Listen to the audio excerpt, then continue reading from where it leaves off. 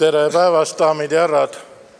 Millegipärast see seinakell käib õige kiiresti. Mul enda arvates on küll täpne aeg, kuidas sinul on ka 4. Sinul on veel minut aega, aga no seda enam on võimalik meil mitte loenguga seotud informatsioon, aga nagu meil sageli on täiendavalt siin 28. märtsil on laupäeval Tartusse Eesti Rahva Muuseumi võimalik sõita kell 8 Estonia teatri vastas parklast 28. märtsil, aga pange ennast kirja siin meie infolauas ja seal Eesti Rahva Muuseumis on siis maja ekskursioon, valik teoseid Jaan Manitski erakogust, mis teatavasti on suures osas viinistus ju. Nii et kes on kunstihuvilised, kasutage seda võimalust.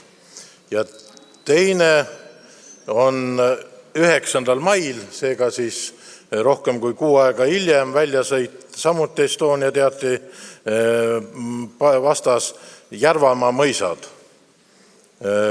kus siis on buss ja giid ja hind on 55 euri 9. mail. See lõbustus. Nii et mõelge ja pikad infokirjad on siin täiendavalt selgitust saata siis seal lauas. Aga täna esmalt punane tulikiri, millele tähelepanu olen hakanud juhtima. Lülitage palun mobiiltelefonid välja. No või hääleta peale, jah. Nii, kuidas kellelgi. Lennurežiimile. Praegu lennukiga lennata ei saa, siis peaaegu ei saa, siis kasutame siin seda lennurežiimi, et ei unusta ära. Nii, aga täna on meil meeldiv võimalus siin kuulata Eesti muinsuskaitse ja Tallinna ajaloo, nii nagu see moodsas eesti keeles nüüd öeldakse, grand old man, härra Jüri Kuuskemaa. Ole hea.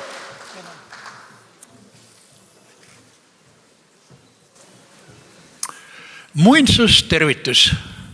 See on motto, mida ma kasutan 28. aastat oma iga pühapäevases ajaloosaates Memoria, mis on eetris igal pühapäeval hommikul mõni minut pärast kella 10 ja õhtul kordus.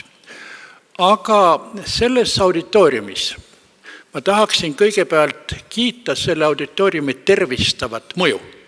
See võib mõjuda teile natukene uskumatult, aga umbes 50 aastat tagasi, kui oli ühingteadus ja ühingteaduse kaudu korraldati nimelt kultuuriülikoole, üks tegutses ka TPI-s ja oli seotud kunstiajalooga ja mind saadeti kord siia ka jutlust pidama.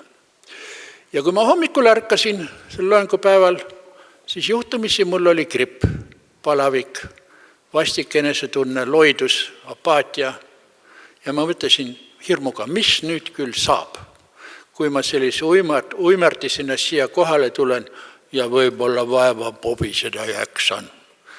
Aga ma tulin siiski mõeldes, et tee peale, et võib-olla asi läheb paremaks.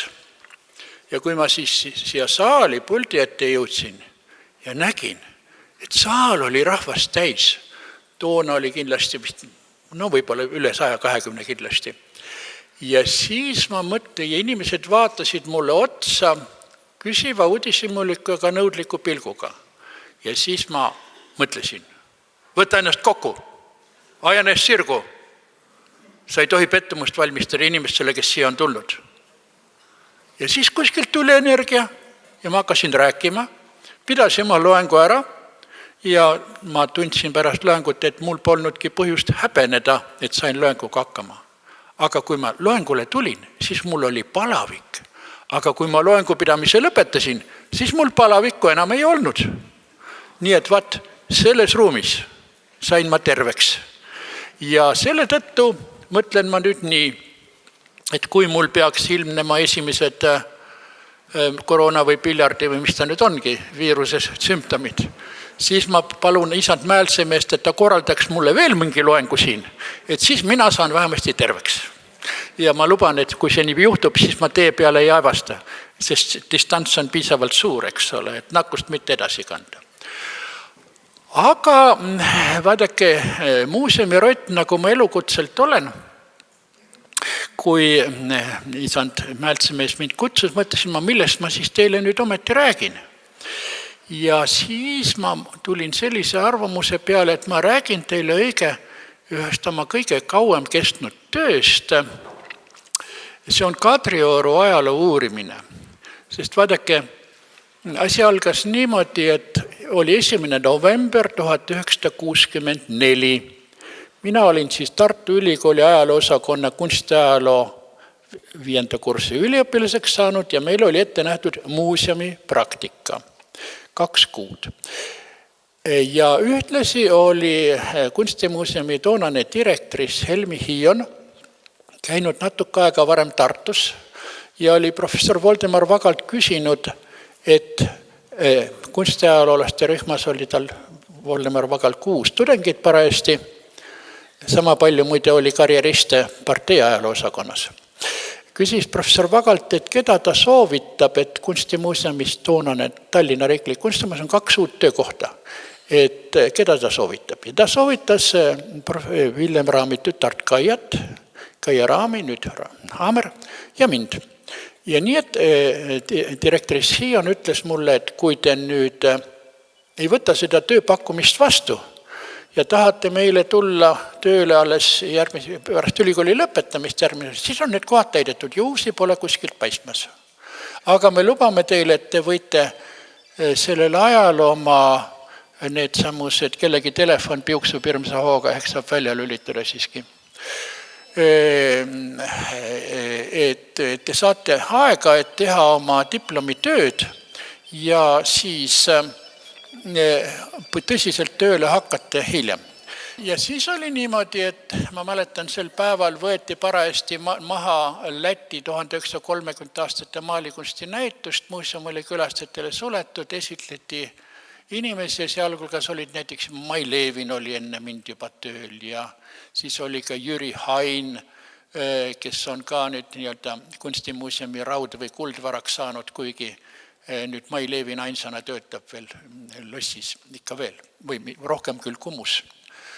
Aga kui see esitlus oli toimunud, siis läksin mina Lossi peasaali, et seal natuke mõtiskleda ja siis ma vaatasin seal üksipäini seistes üles lakke, kus on teatavasti laemaal Diana ja Akteon, millel Diana karistab minu meelest liiga karmilt ühte jahimeest, kelle ainus süü oli selles, et ta sattus valel ajal valesse kohta, kui Diana koos oma nümfidega suples ja nägi jumalannat alasti, mis aga jumalannat kergejalgset ja tuulepäist vihastas, nii et ta muutis ta hirveks ja tema koerad kirisid ta puruks.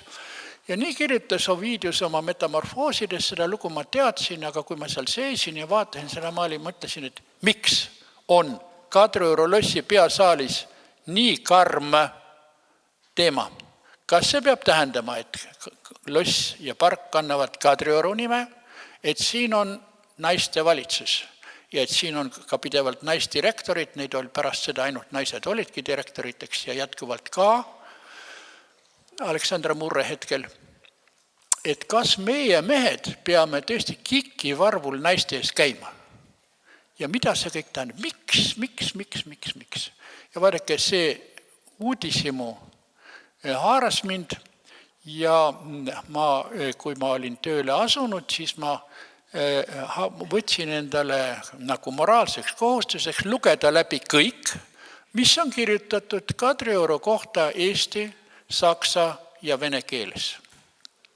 Ja mõni aeg hiljem, tõsi küll, tekkis minu teine suur kirg Kootika ja püüdsin ka vanalinna kohta selle sama põhimõtte hakata rakendama. Aga selles suhtes ma ütleksin nii palju, et vaadake, kui ma ülikoolis olin 60 aastat esimesel poolel, siis oli ju punaaeg, eks ole.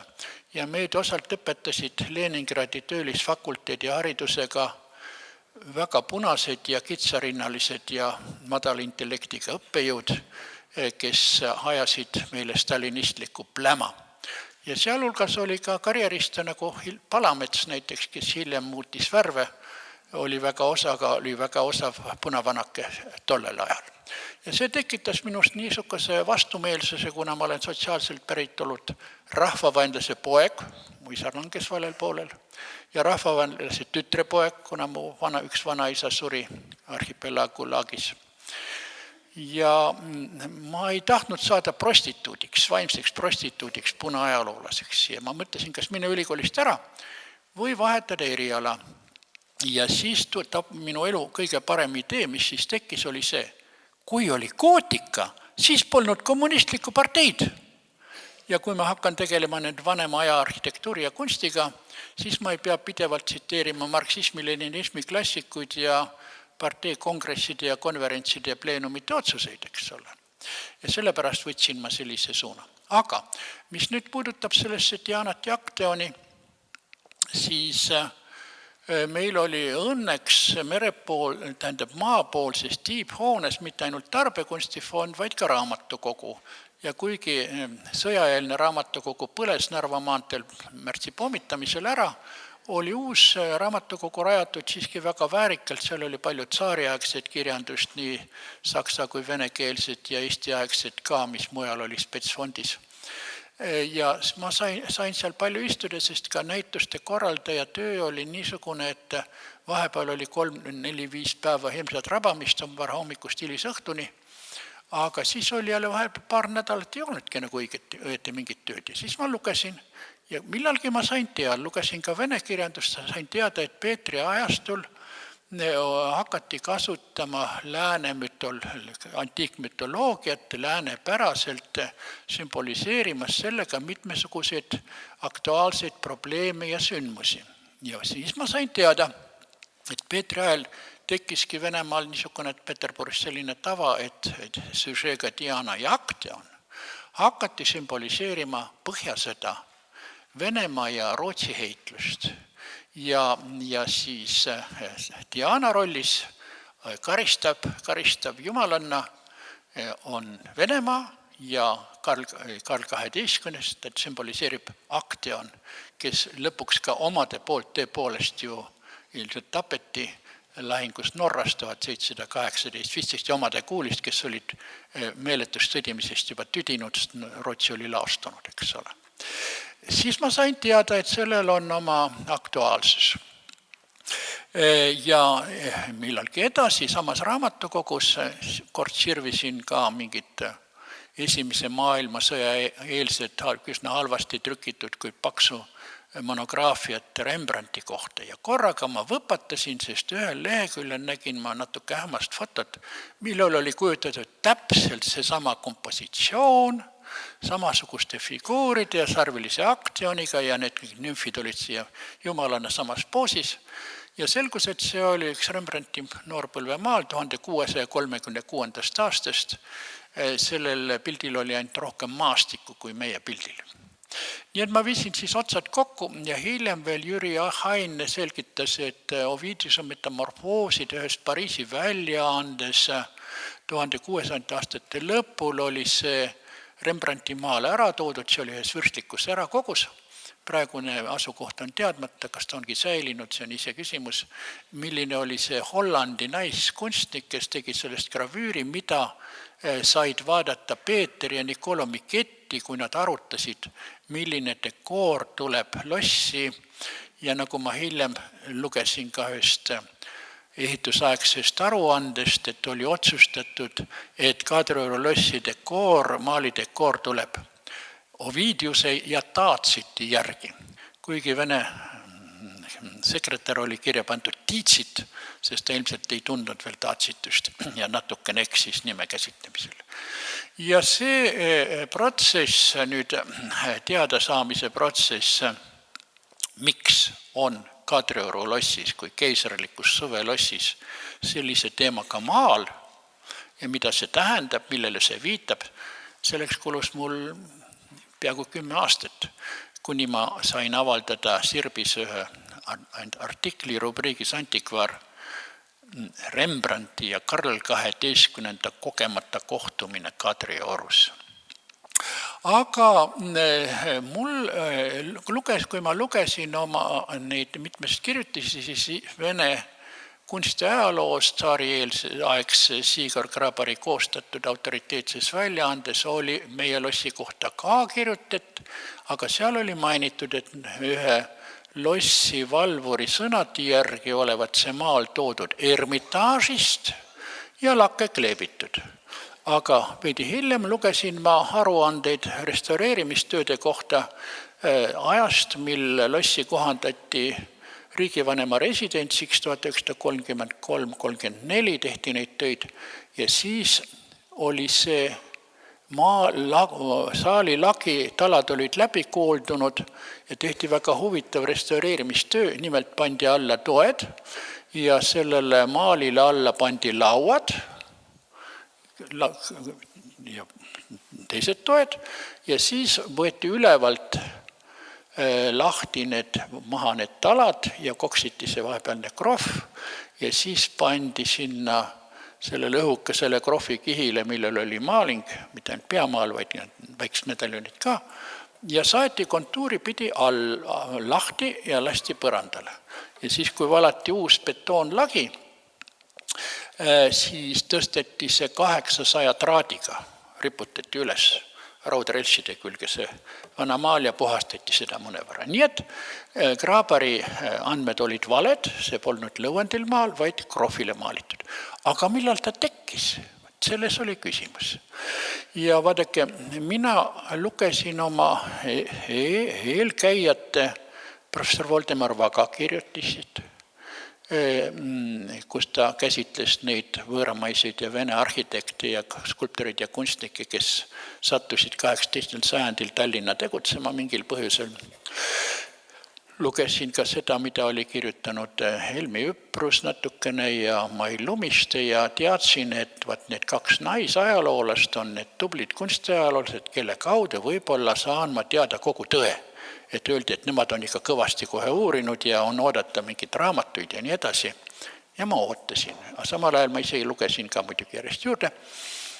Ja siis, kui see oli vist aastal 1973 või 4, ilmus Tallinna vaatamisväärsuste turismibrošüüride seas väiksed ruudukujulised vihukesed Mai Lumiste Kadriorg.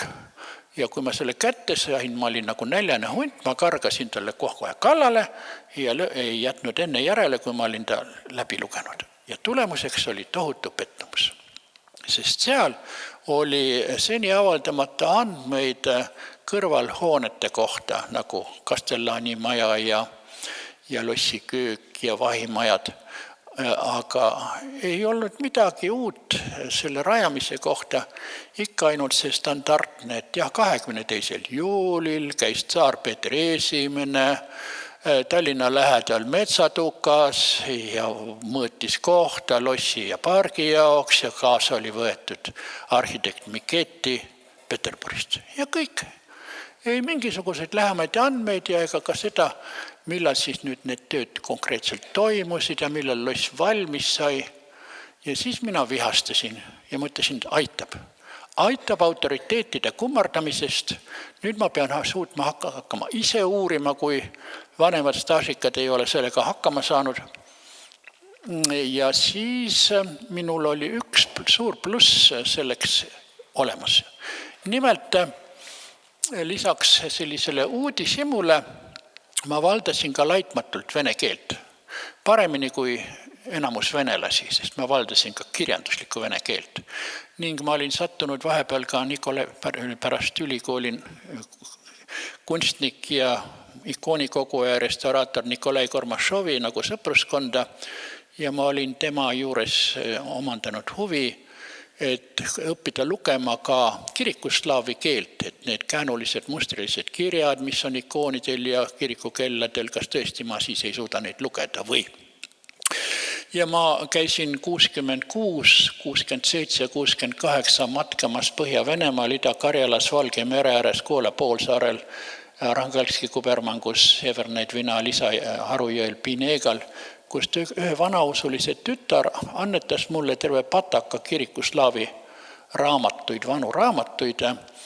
Üks neist oli ka käsikirjaline ja siis ma soetasin endale need vene slaavi tähestikutabelid ja muide nad ka numbreid kirjutasid tähtedega, mitte nagu eurooplased, vaid.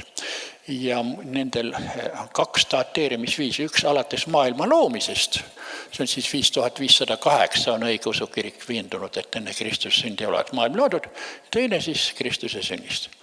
Ja vaat, ma õppisin seda lugema. Vene keel on muidugi kirikuslaavi keelest märgatavalt erinev, aga seda parem. See on umbes nagu Vene ja Ukraina või Vene ja Valgevene või Vene ja ütleme seal horvaadi või mõni serbia keel, eks ole.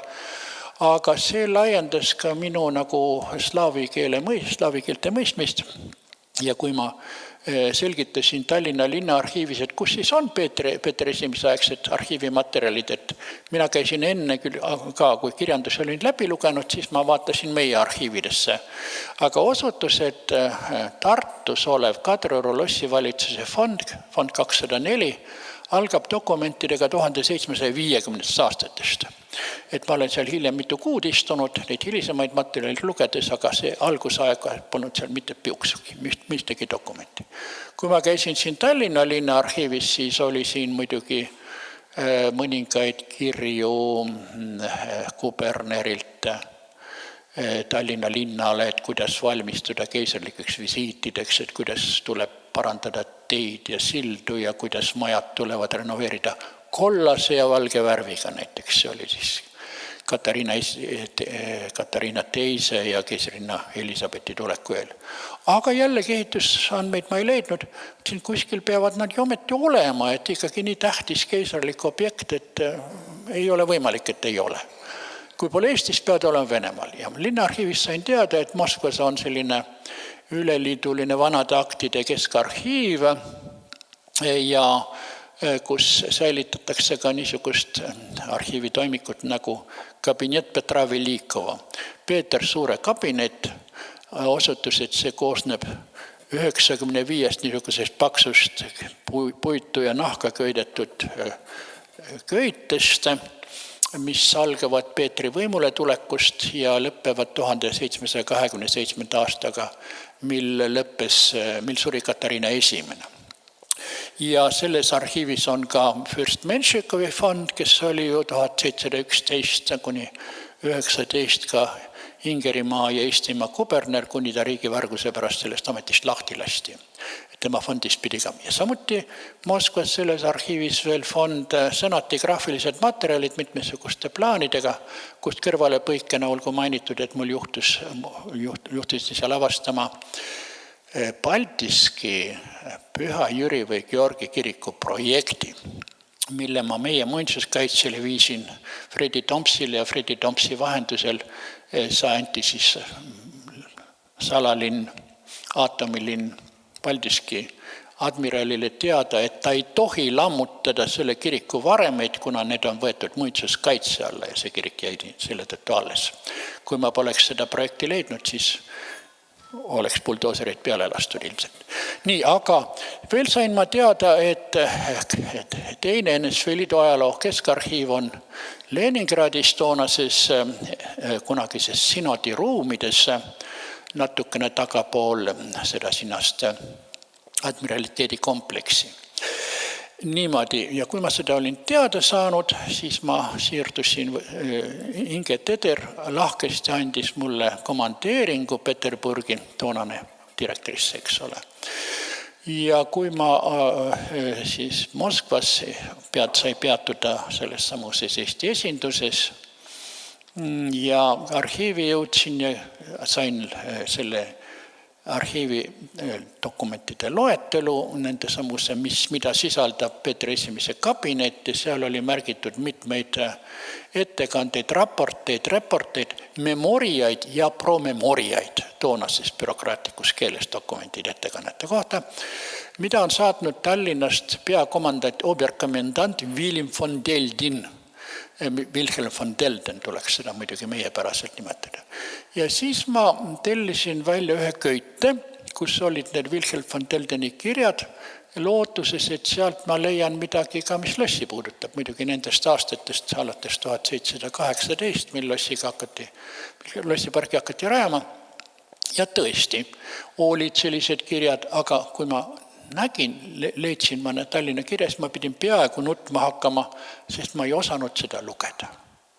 Kuigi ma oskasin lugeda kirikuslaavi keelt ja puha, aga toona olin reformide aeg üleüldist ja mitte ainult Venemaad taheti europeseerida, vaid ka mindi üle kiriku slaavi kirjalt üle moodsale kirjaviisile.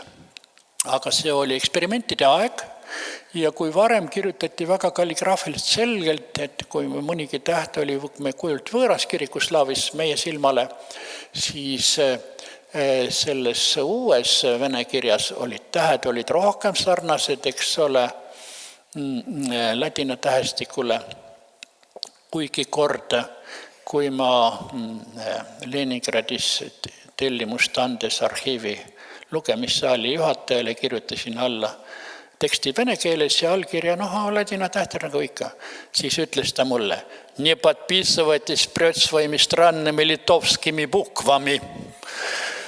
Mis mind üllatas, et ta ei teadnudki, mis ladina tähestik on. Aga selles toonased skriibad kirjutasid väga kiiresti, lohakalt ja kasutasid ka ikkagi veel kirikuslaavipäraseid lühendeid, näiteks on niisugune märk rea kohal, niisugune jõnks.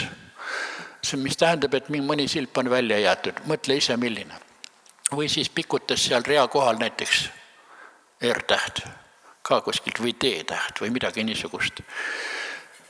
Ja siis, et asjad kuidagi moodi hakkama saada, tellisin ma 124 lehekülge mikrofilmi nendest Tallinnast saadetud aruannetest.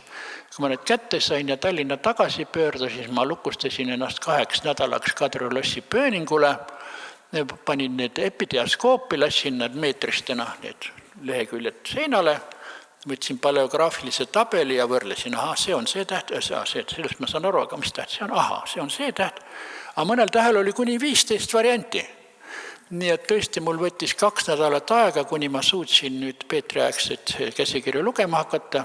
Tähendab, see sõnastuslik asi ei olnud probleemiks, sest muidugi tihtipeale kasutati väga pikkaid titulatuure ja alla kirjutati näiteks niimoodi.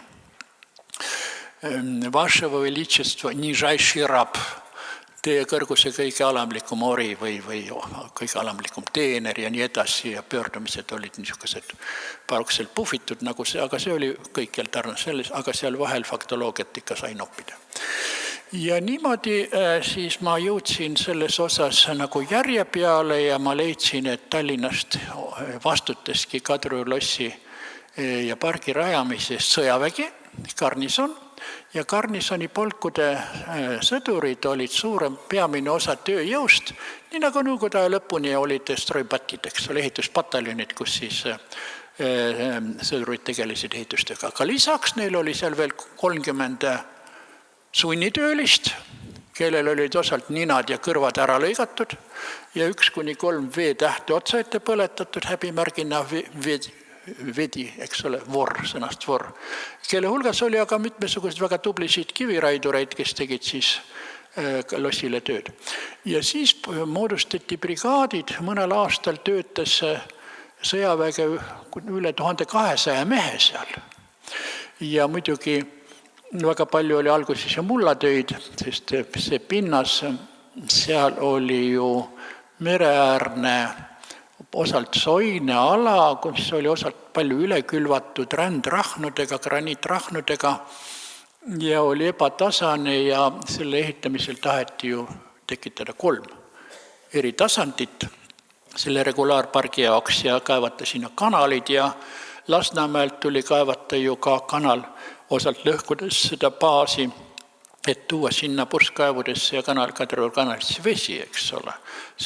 Aga neid brigaade, kiviraidurite brigaad, müürseppade brigaad, hiljem krohvijate brigaad, need juhtisid euroopalikud meistrid. Mõned neist olid, eks ole, isegi kohalikud, nagu siin üks maalikunstnik vahepeal ja siis kiviraidur Heinrich von Bergen Riiast, aga värvati ka nüüd Salomon Zeltrecht Stockholmist ja saadeti Peterburist küll Antonio Quadri, Itaalia stukimeister või Antonio Lemari või teisi. Ja tööde üldjuhtimine, eks ole, oli osutus nii, et peaarhitektiks oli küll määratud, eks ole, Niccolo Michetti, kes tuli Roomast ja rääkis ainult itaalia keelt. Ja temaga kaasas oli nüüd tema sell Giacomo Quarengi, kes hiljem projekteeris Varssavis kuningalossi. Ja temagi rääkis ainult itaalia keelt, aga nendele juurde pandi siis nii-öelda Peetri pensionäre. Peetri pensionär ei ole võrdne mitte meiega, vaid need olid noored, kes riigi kulul saadeti õppima välismaale. Need olid Peetri pensionärid. Ja nende hulgas oli ka Mihhail Zemtsov, kes tema sai 6 rubla palka kuus, aga see on 72 rubla aastas. Aga Niccolo Michetti sai 5000. Ja Peterburis tal oli isegi oma jaht 2 madrusega ja maja, kus elada ja elamiskulud kaeti. No Zemtsovile kaeti ka reisi ja elamiskulud, aga muidugi tema oli alguses lihtsalt nagu jooksupoiss sama meistri kõrval. Ja kes siis vallatas itaalia keelt, suutis siinsetele brigaadijuhtidele ja sõjaväe ülemustel selgeks teha, mida siis arhitekt vajab või nõuab. Ja siin, kuna Michetti jäi Peetri peaarhitektiks kuni oma lahkumiseni Venemaalt 1723, mida läks Rooma tagasi, siis töid juhtisid tema abilised ja siis 23 võttis Zemtsov selle juhtimise üle. Aga kui varasematel aegadel oli Kadrioru lossi fassaadil tahvel ehitatud 1718, 1723, siis see ei pea paika. Ja vaadake nüüd äsja ilmunud Tallinna ajaloo kolmandas köötes, mis käsitleb tsaariaegset tegevust, on pakutud välja valmimisaastaks 1745. Pigem olles 1746, sest vaadake, kui nüüd Peeter I suri natuke liiga vara ära, eks ole, 8. veebruaril 1725, ja loss oli pooleli ja purskkaevusid alles mõnda oli alustatud ja skulptuuri kaunistusi pargi jaoks oli ka ainult natukene alustatud. Ja Katariina I küll tundis mõnevõrra huvi, tööd ikkagi jätkusid, aga neid hakati koondama, kui oli palee pööre Peterburis 1727 bojaarlik. Siis valitsus läks tagasi, õukond läks Moskvasse tagasi, bojaarliku Moskvasse ja need Peterburi ja Peterburi lähedased lossid ja pargid, üks oli ka Riias muide, jäid unarusse ja kahandati kulutusi ja ainult kohalike ülemuste initsiatiivil midagi siiski jätkati või teatati neile niimoodi, et uut midagi alustada, aga olemasolevat hoida korras. Ja osa olemasolevat oli tehtud ka lohakalt, näiteks kui sõdurid olid põletanud katusekive lossile ja katsid nende kividega katusi, varsti katus hakkas kõvasti läbi jooksma, sest kivid olid alapõletatud. Ja samuti lihtsustati näiteks lossi tagust seda purskkaevu seina lilleaia taga. Ma leidsin arhiivist ühe värvilise Zemtsovi joonise, mis ilmselt andis edasi Michetti esialgses projektis oli värviline ja sellest nähtus, et seda taheti teha värvilisest marmorist, erinevatest marmoriliikidest.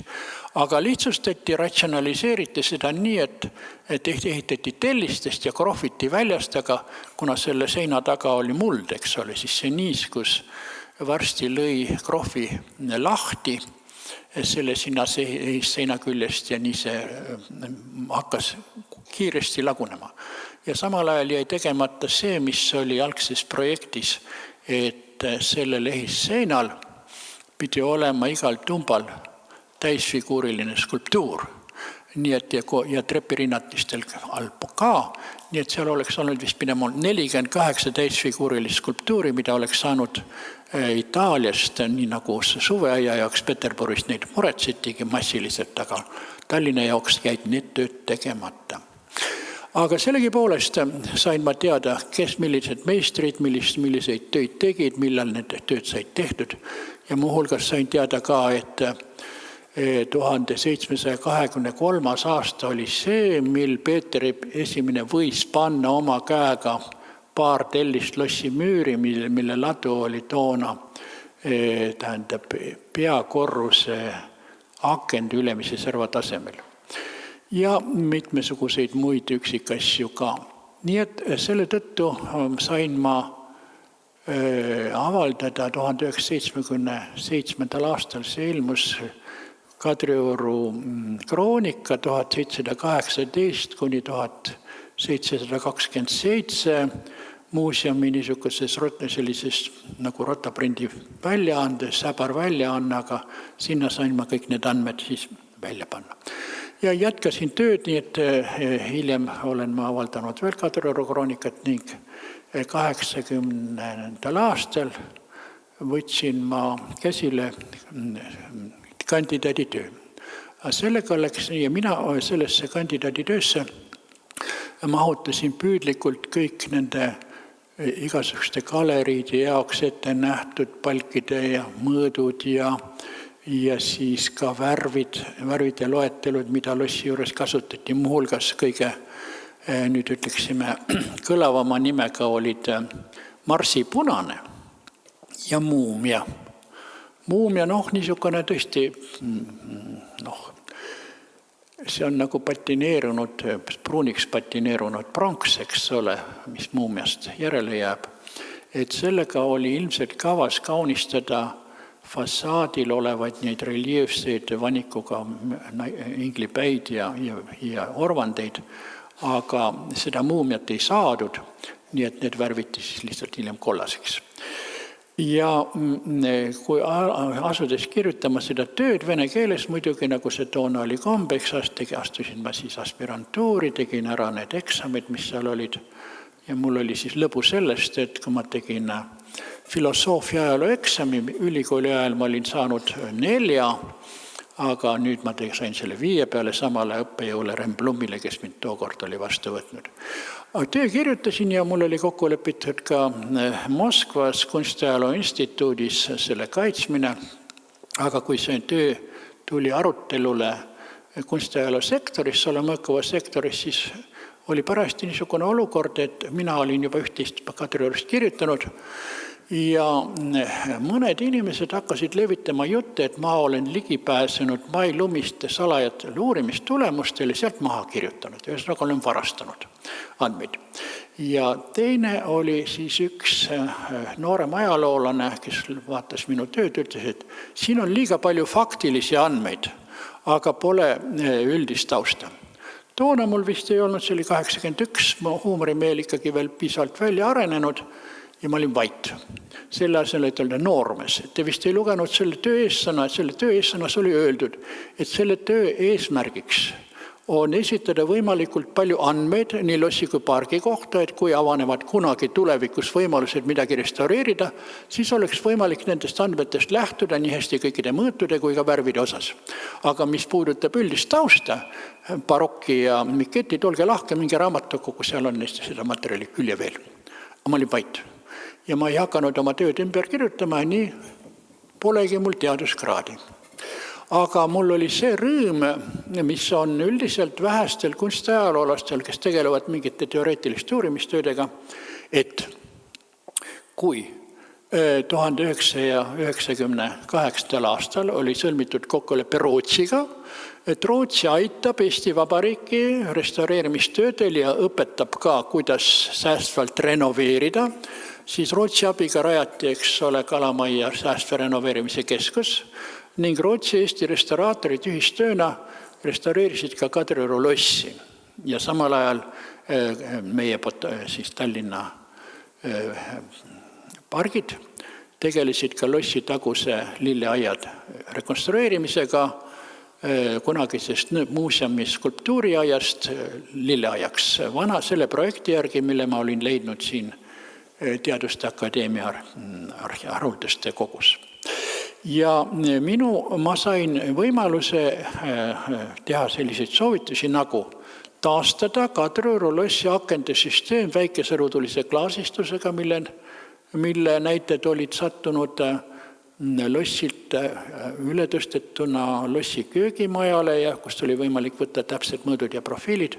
Samuti sai taastatud lossi fassaadi akende all olevate krohvpalustrite järgi puidust palustraad lossi rõdul, kus oli niisugune kidur malmvõre hilisem, mis vaadet rikkus, ja samuti sai lossile tehtud katuse palustraat, mis oli seal alguses ja mis oli koha pealt kaduma läinud.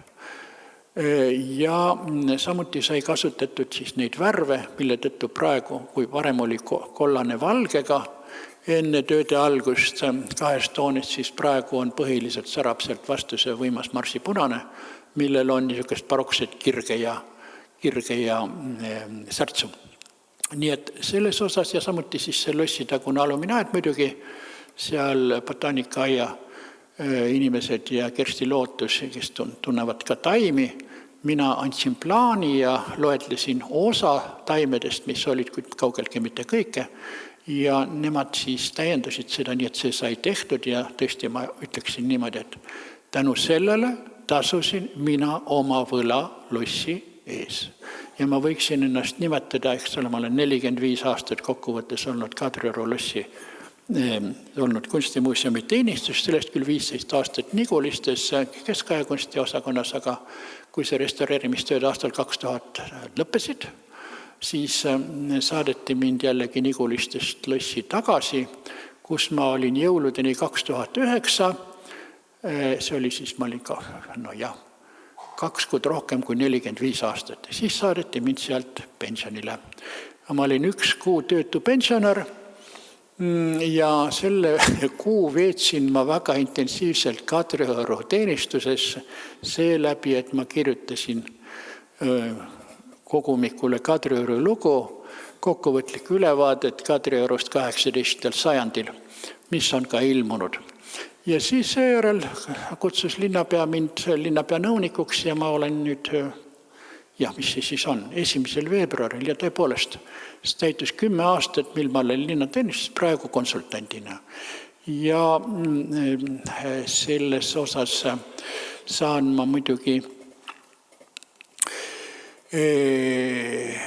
Kadrioruga muidugi on seal vähe sidet, aga eks mul tuleb Tallinna päeval ja vanalinna päevadel ja keskaja päevadel üles astuda ja ma teen nii oma raadio kui ka teletööd suurel määral keskendudes just Tallinna ajaloole ja traditsioonidele, nende populariseerimisele.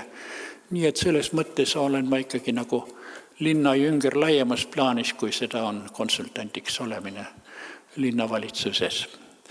Aga selle juures ma võib-olla mõne sõna ütleksin veel selle kohta, et kuidas kujunes minu seos vanalinnaga, et kui ma võtsin endale ka, kui ma olin nüüd Kadrioruga juba, tegelesin Kadrioruga, aga samal ajal hakkasin pärast ülikooli lõpetamist diplomi ma kaitsin 65 Eesti esimesed kunstinäitused.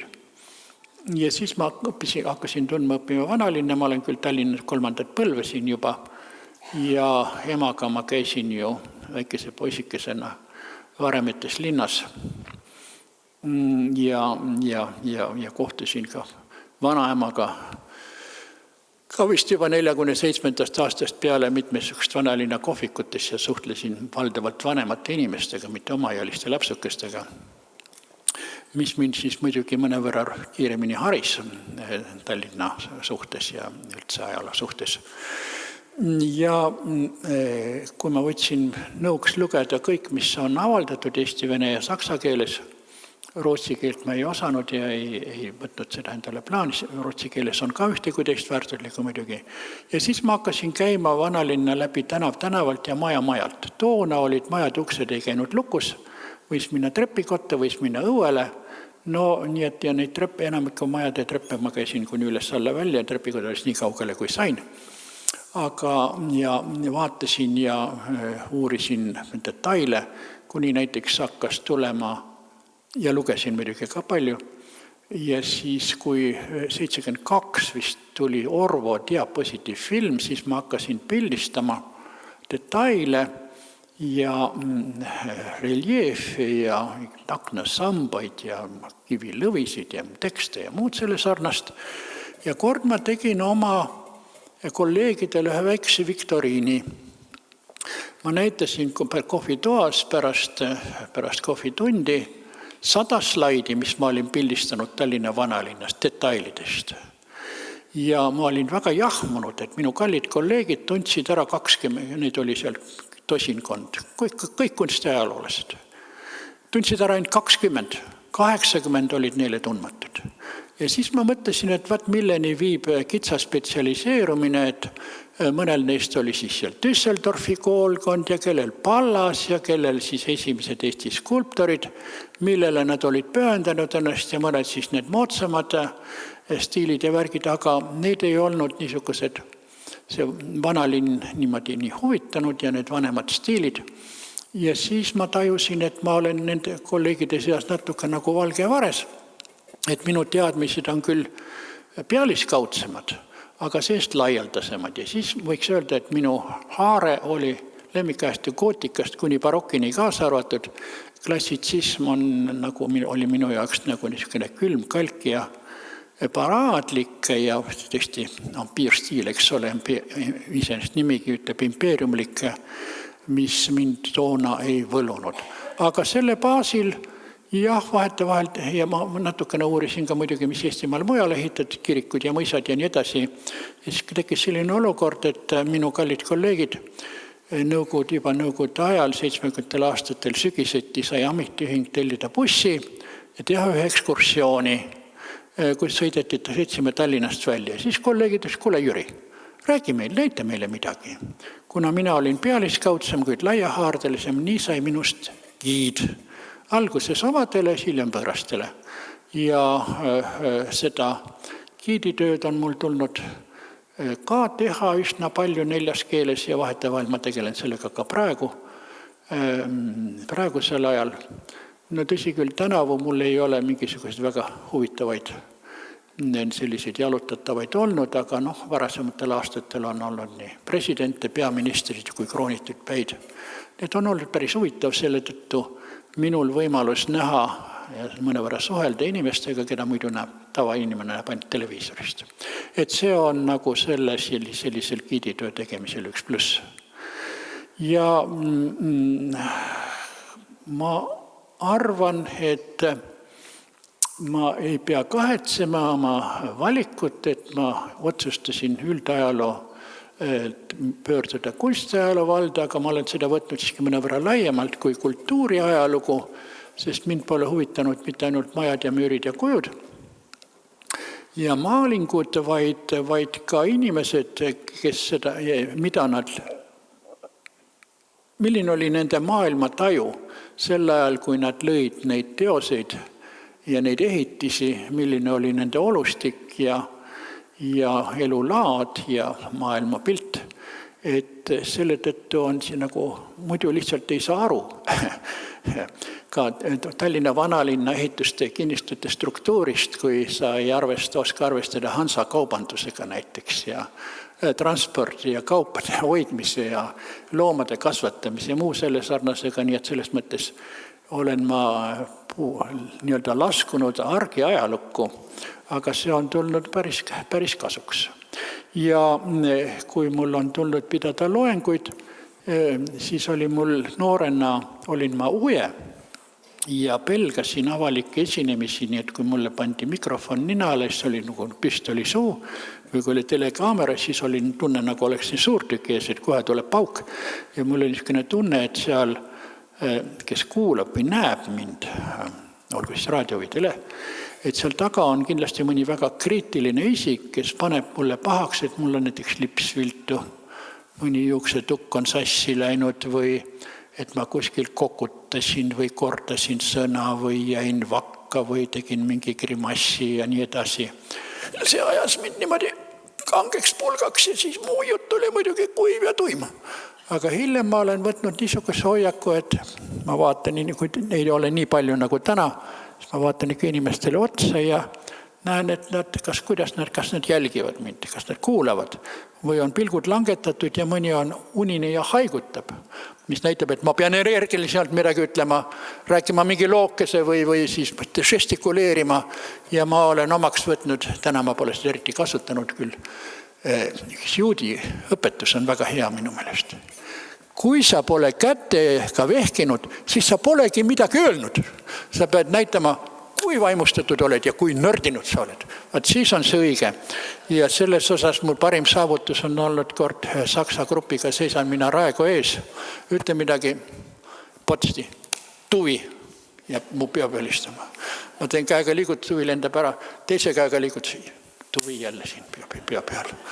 Nii et see on andnud mulle mõnikord ja siis on üks asi, mida ma olen veel teinud, see on natukene erinev teistest kolleegidest. Nimelt vanalinnas, et mitte aega raisata, tihti peale ma grupi ees käin tagurpidi. Selgees. Sest ja kui ma siis mingil tänaval jõuan selle samuse kõnnide servani, kõik vaatavad, nüüd ta kukub. Aga ma olen nii harjunud, et ma tõstan siis koiba vastavalt ja ei kuku. Ja vaadake, kui nad näevad, et ma linna nii oma jalgadega, kehaga nii hästi tunnen, eks ole, et ma tean täpselt, kus on see kõnnide serv, siis nad hakkavad usaldama ka seda, mida ma neile räägin, eks ole.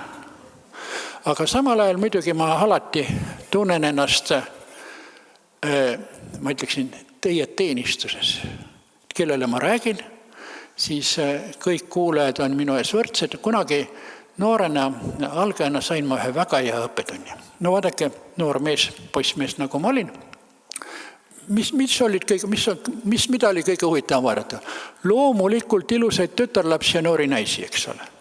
Ja kui rühmakadega sattus minu ette Kadri lossi mõni selline kaunitar, siis ma rääkisin, ütleme, rühm oli nii, laiali vaatakud nii, siis jäin kaunitarile otsa vaatama jälle, ja mõne aja pärast jälle vaatasin kaunitari. Aga nii ei tohi teha. Ja kord oli niisugune lugu, et ühest kaunitarist seisis paar sammu üks noor mees. Ja see noor mees vahepeal, kui ma olin jälle kaunitarile otsa vaadanud, läks kaunitari kõrvale, pani talle käe nii peremeheliku omaniku tundega ümber õlgade ja vaatas minul otsa ja kiristas hambaid. Ja siis ma sain aru, et ka kõige ebailusam kuulaja või kuulajanna on võrdne selle kaunitariga ja ma ei tohi oma sümpaatiaid välja näidata, vaid pean kõikidesse suhtuma võrdselt. See on aktsioom, aga muidugi vaadake, kui on nii palju inimesi nagu teie, siis ma suudan siin vaadata esimestesse ridadesse ja mõnele naeratada, aga väga vähesel määral ja ma tagapool, no ma näen, pole väga viga, aga siis ikkagi näod tagapoolsed istujate näod mulle ei eristu ja selle tõttu ma ei saa teile naeratada pidevalt viisat. Et naeratan üleüldiselt, nii-öelda totaalselt ja lõpetaksin oma selle samuse praeguse jutu. Teil on võib-olla mõni küsimus vene aadlikeelest pärineva ütelusega, mis kõlab nii. Vaših milosti ahotni sluga, teie armulisuste alandlik teener.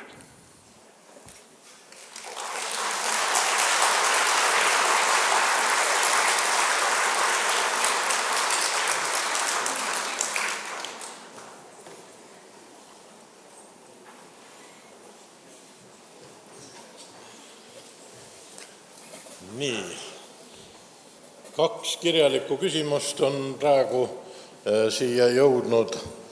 Üks lossi ees olid purskkaevud. Kas neid on võimalik taastada?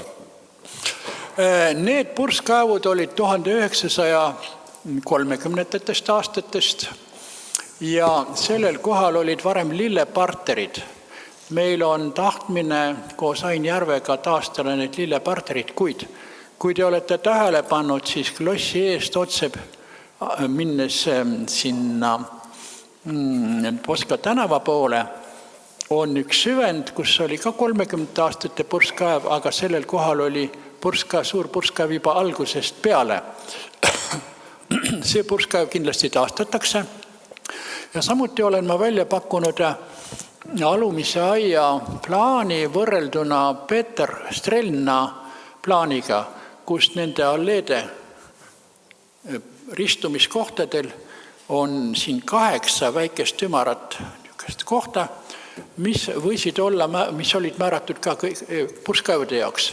Ja igatahes Ain Järvele ma olen sellest ideest rääkinud, aga kunagi mul oli tehtud ajalooline õiend ka alumise aia kohta, selle kohta, milline ta oli, millised galerid seal olid külgedel ja taga ja purskkaevu kohad, aga mul ei olnud selles ajaloolise õiendist märgitud prototüüpe, nii et seda asja, kas neid väikseid purskkaeve sinna hakatakse ka taastama, kui tööd nii kaugele jõuavad, ma ei julge teile veel öelda, aga seda asja arutatakse. Nii, ja nüüd teine oluliselt raskem küsimus. Olen palju kuulanud teie huvitavaid esinemisi, mis sisaldavad palju nimesid ja fakte. Kuidas on neid kõiki võimalik meeles pidada? Palju tuleb teil kõike seda korrata. Ilmselt on teil geniaalne mälu. Vaadake, 2 seletust. Esiteks, minu vanaema Peti Kuuskemaa oli Estonia teatri üks juhtivaid näitlejaid. Ja ka minu vanaisa isapoolne August Kuuskmann mängis nii Lootuse seltsis kui ka Estonia seltsis ja nendest moodustus paar ka tänu sellele, et minu vanaisa August kunagi etendas veel amatööride Estonias Sherlock Holmesi. Ja nii toredasti, et minu vanaema temast armus ja nad abiellusid. Ja nad õppisid ju lehekülgede kaupa osi pähe, eks ole. Ja võimalik, et see on osalt geneetiline pärand, mis minust nüüd välja lööb, et mulle jäävad ka hästi meelde aastaarvud ja nimed ja nii edasi.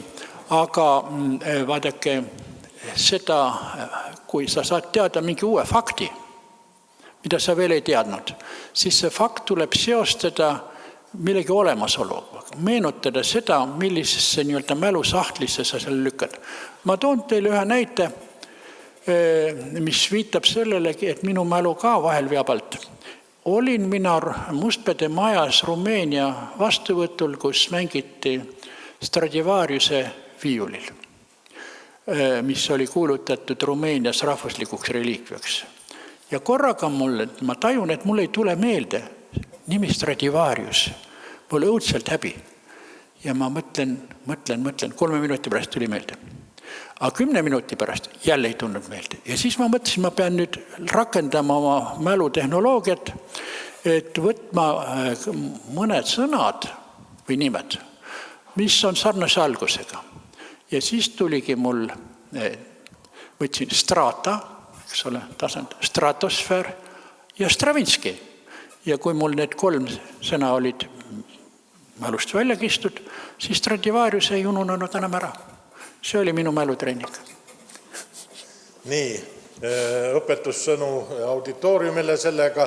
Ma ise küsiksin ühe küsimuse võimalikult lühidalt, äkki saad vastata, et Mustpeade maja, meie pealinna, kogu Eesti sümbol, 6-8 aastat tagasi toimusid siin kõigi 3 tasandi kohtutes protsessid, otsustati selle kas võimalik tagastamine, mida nõudsid need teatud isikud, aga Riigikohus otsustas, et see peab jääma avalikuks kasutamiseks, nagu me teame, meelepäraselt, kuigi Vabariigi Valitsus tol ajal otsustas teisiti enne seda. Aga nüüd kusagil aastapäevad tagasi ja ma tean, et sa toetasid neid seisukohti, mis langetas Riigikohus väga sümpaatselt ja aastapäevad tagasi kuskil lugesin uuesti, et teatud jõud on jätkuvalt seda meelt, et vaja on see Mustpeade ikkagi kätte saada. Mul väga lühike küsimus nüüd selles mõttes, kas sa saad vastata, kas need jõud ikkagi jätkuvalt jäärapäiselt tegutsevad? No vaat need jõud on kahanevad, kui 1999. aastal minu ettepanekul tähistati vanalinna päevi moto all 600 aastat Tallinna Mustpeade vennaskonda, siis pärast seda kutsuti väike Tallinna linna delegatsioon Bremenisse, kus oli Tallinnast pärit Mustpeade kogunemine. Siis oli 60 meest. Ja kui mina pöördusin nende poole, nagu vanemate poole üleskutsega, et kui te tahate, et teie auväärne vennaskond välja ei sureks, sest teie keskmine vanus on 60–80 aastat, nooremaid oli mõni üksik, siis te peaksite hakkama koostööd tegema eestlaste ja Eest-Tallinna venelastega, et loodaks siin Mustpeade vennaskonnas ka uus osakond ja te teeksite nendega koostööd, siis oleks mõtet ka sellele, et see Mustpeade majavaldus võiks saada niisuguseks kultuurikeskuseks, mis tegutseks Mustpeade egiidi all.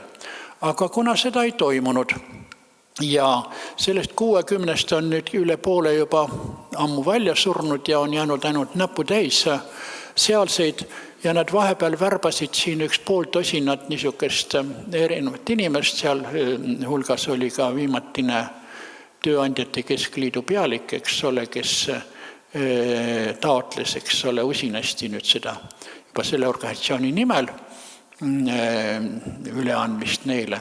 Siis oleks saanud sellest äriline ettevõtmine, tõenäoliselt hotell, restoran ja midagi muud, niisugust võib-olla ka kasiino ja võib-olla mõned poed, aga siis oleks nõutud renti või üüri juba nii-öelda turuhinna tasemel, millele kultuuriinstitutsioonid nagu Tallinna Filharmoonia, mis seal praegu on, poleks suutnud vastu seista. Ja nii mul on tunne, et lihtsalt asja on marineeritud, sest kunagi tehti ju see viga, et tunnistati see Mustpead nagu õigusjärglaseks, et kui nüüd järgida seadust, peaks maksma neile kompensatsiooni. Aga juba toona, 90 aastate, kui kroon oli tulnud, siis keegi kinnisvaraekspert ütles, no ja, et need 3 hoonet Mustpeade kompleksis, need on ju vähemasti 80 miljonit krooni väärt. Nii et tegemist oleks väga suure summaga ja ma arvan, et võib-olla selline venitamistaktika, kuni nüüd sinased Saksa Mustpead välja surevad ja siinsed vähesed ära tüdivad ja et lõpuks see asi kuidagimoodi laheneb ka ilma suurt kompensatsiooni maksmata, sest et mis õigustus võib olla 5-6 Eesti ärimehel selle väärika vennaskonna pärand nii-öelda rahaliselt alla neelata, ma leian, et see ei ole põhjendatud. Nii, suur tänu selle huvitava ettekande eest. Ja jõudu tööle tänuväärses muinsuste kaitsmisel.